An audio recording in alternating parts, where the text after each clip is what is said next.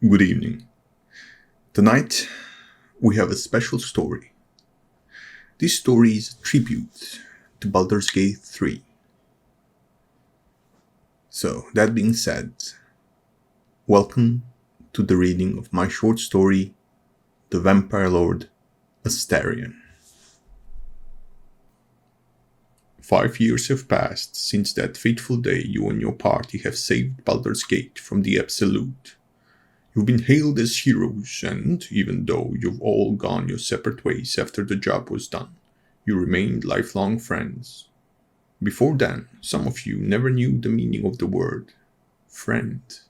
Such a strange, foreign notion, is it not? Now that Baldur's Gate is in peril again, you've gathered once more. Saving the city is what you do.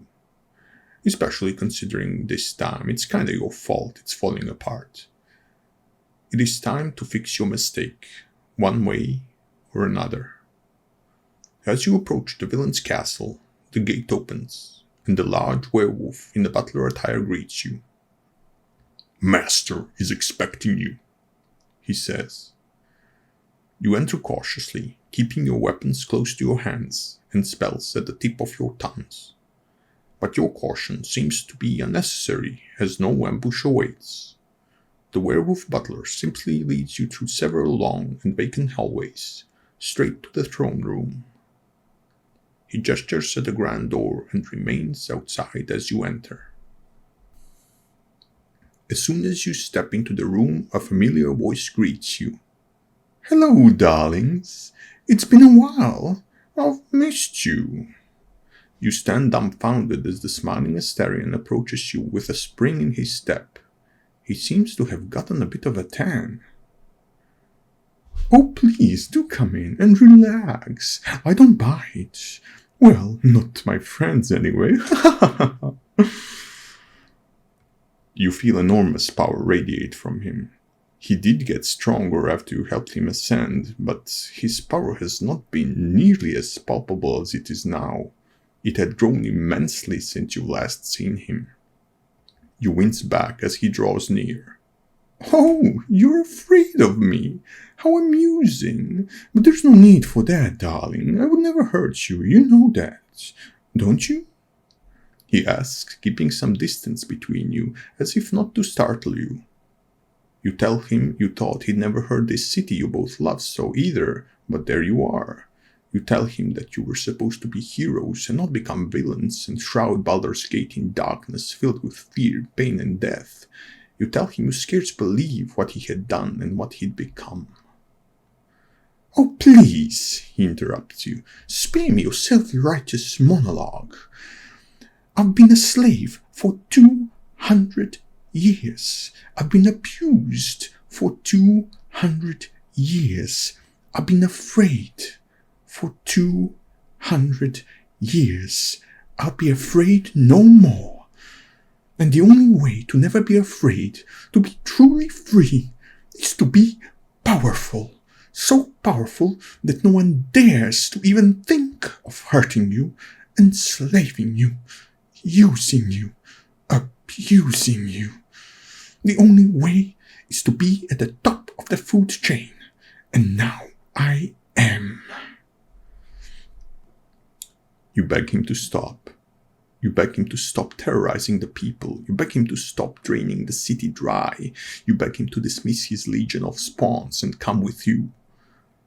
You can go on adventure, together, again, as you did once before.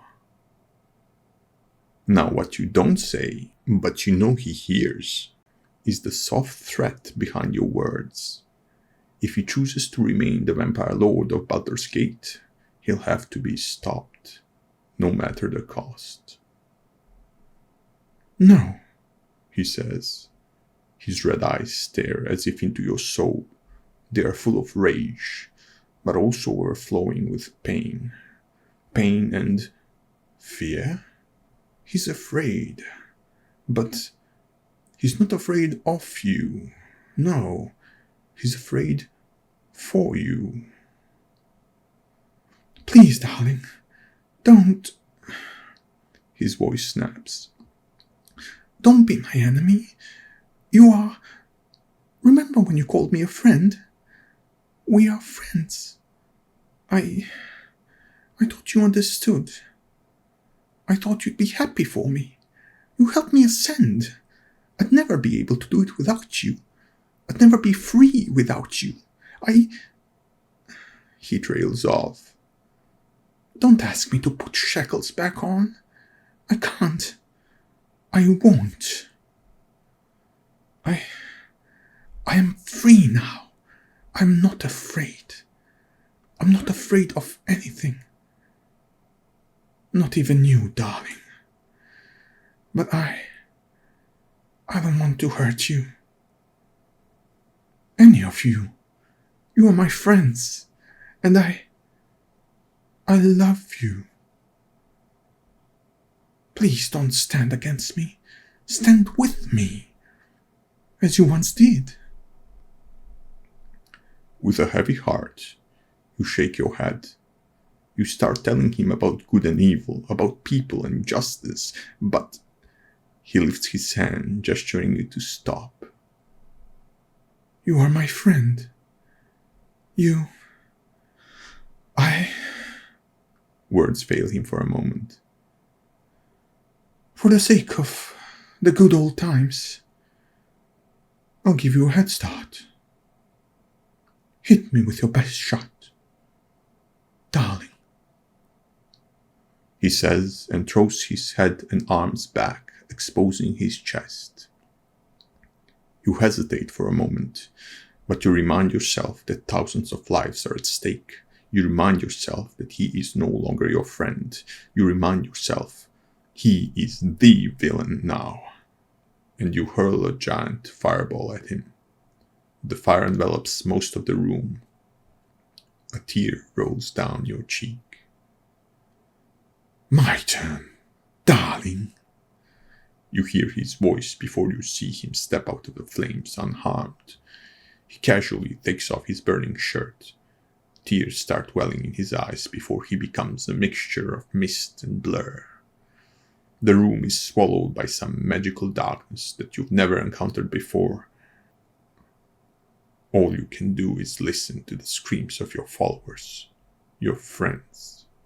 You hear and feel blood splatter all around you. You are entirely powerless. As the darkness dissipates, you see the Vampire Lord Astarion casually standing in front of you, curiously examining some metal object in his hand.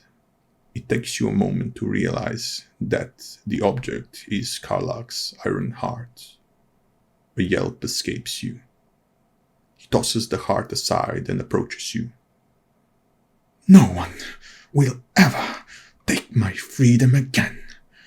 Not even you, darling, he says cheerlessly before ripping your throat out.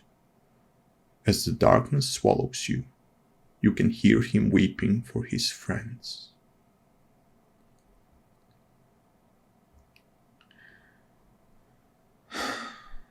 Thank you for listening to this tribute to Baldur's Gate 3. A short story, The Vampire Lord Astarion, written by me. If you like this story, check some of the others. You might like them too. And if you're not subscribed yet, please go and subscribe now. And I'll see you next week with a new story.